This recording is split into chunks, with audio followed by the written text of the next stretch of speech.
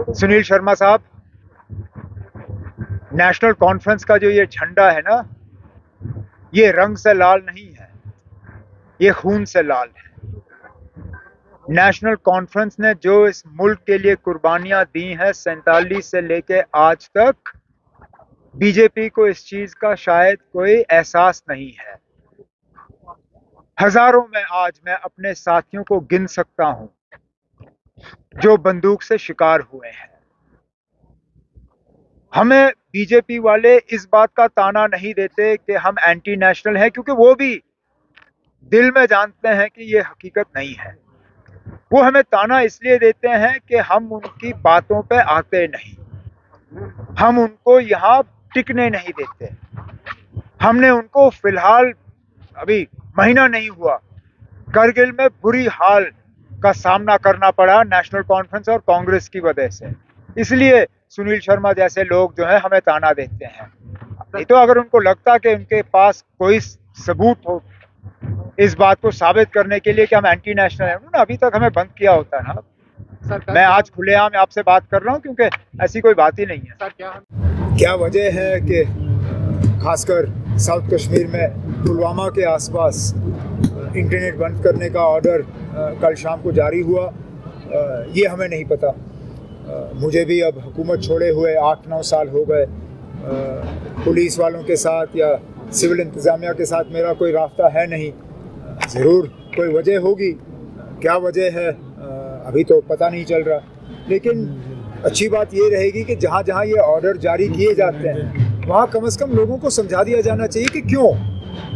लोग बेवकूफ़ नहीं हैं, ना लोग इतने भी मतलब सिरफरिस्त नहीं है कि वो इस पर कोई एहतजाज करेंगे। लेकिन समझना ज़रूर चाहेंगे वो कि आखिरकार अगर इंटरनेट बंद किया जा रहा है तो किस वजह, और कुछ नहीं। जिस तरह सर आपने अपनी स्पीच में बताया कि बीजेपी सख्ती करके हुकूमत कर रही है वादी कश्मीर में, अभी भी हज़ारों लड़के जो है वो जेल में बंद हैं। आप किस तरह इस चीज़ को देखते हैं? इस पे हमने बस आज ही नहीं, इससे पहले भी हमने इस पे बात की। पार्लियामेंट के अंदर हमारे जो ऑनरेबल मेंबरान हैं उन्होंने इस पे बात की, बिलखसूस हसनैन मसूदी साहब और जनाब फारूक अब्दुल्ला साहब ने। इसके अलावा मुझे अभी भी अच्छी तरह से याद है जब वज़ीर आज़म साहब ने ऑल पार्टी मीटिंग बुलाई थी कश्मीर को लेके, उस दौरान भी हम सबों ने इस चीज़ पे बात की कि जहाँ जहाँ लोग इस तरह गिरफ़्तार हैं, और बिलखसूस वो जो 2019 के बाद गिरफ़्तार हुए, उनको छोड़ने का काम जो है फौरी तौर होना चाहिए। जिन लोगों के खिलाफ सख्त इल्ज़ाम नहीं है और जिनके खिलाफ बहुत मामूली से इल्ज़ाम है, उनको भी जो है उनको भी छोड़ने का काम होना चाहिए। उन पर जो पाबंदी लगा दी कि ये जो अपना हक मांगने के लिए, तो ये मैंने कल भी इस पे कहा, मुलाजमों को कोई तो तरीका मिलना चाहिए जिससे कि वो अपने जायज़ हक जो हैं वो मांगने का काम कर सकें। कोई ये नहीं कह रहा है कि मुलाजमों को बाहर सड़कों पे आके तोड़ फोड़ करना चाहिए या दफ्तरों में तोड़ फोड़ करना चाहिए या खुदा न खास्ता कोई पथराव करना चाहिए। लेकिन मुलाजमों को या इसी तरह मतलब जमहूरियत में हर किसी को अपना हक मांगने का जो है की इजाज़त है। इसी तरह मुलाजमों को भी कोई ऐसा तरीका मिलना चाहिए जिसके तहत वो अपना हक मांगे। अब आप उनसे कहते हो कि आप एहतजाज नहीं कर सकते, ठीक है, वो एहतजाज नहीं करेंगे तो उनको बताइए फिर क्या तरीका है जिस तरीके का इस्तेमाल करके वो अपना हक मांग सकें। तो गिरफ्तारी के हवाले से बीजेपी के सुनील शर्मा कल बोल रहे थे कि एनसी जो है ये अक्सरियत पसंद लोग या अलगाववादियों का साथ देते हैं, इन्हें एनसी यानी नेशनल कॉन्फ्रेंस से हटाकर अब सेपरेटिस्ट कॉन्फ्रेंस कर देना चाहिए नाम। सुनील शर्मा साहब, नेशनल कॉन्फ्रेंस का जो ये झंडा है ना, ये रंग से लाल नहीं है, ये खून से लाल है।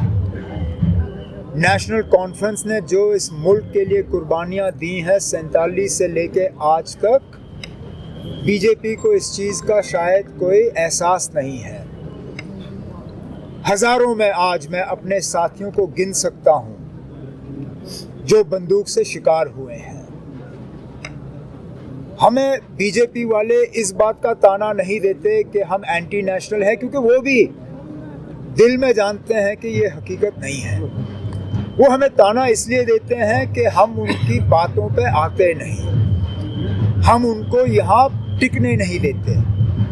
हमने उनको फिलहाल अभी महीना नहीं हुआ, करगिल में बुरी हाल का सामना करना पड़ा नेशनल कॉन्फ्रेंस और कांग्रेस की वजह से।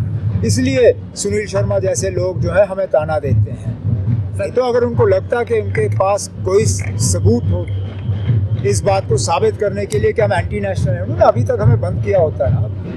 मैं आज खुलेआम आपसे बात कर रहा हूँ क्योंकि ऐसी कोई बात ही नहीं है। सर क्या हम ये मान के चले कि एडवोकेट नज़ीर अहमद मलिक यहाँ आइंदा कैंडिडेट होंगे इलेक्शन? जनाब आप कोई चीज़ मान के नहीं चलिए।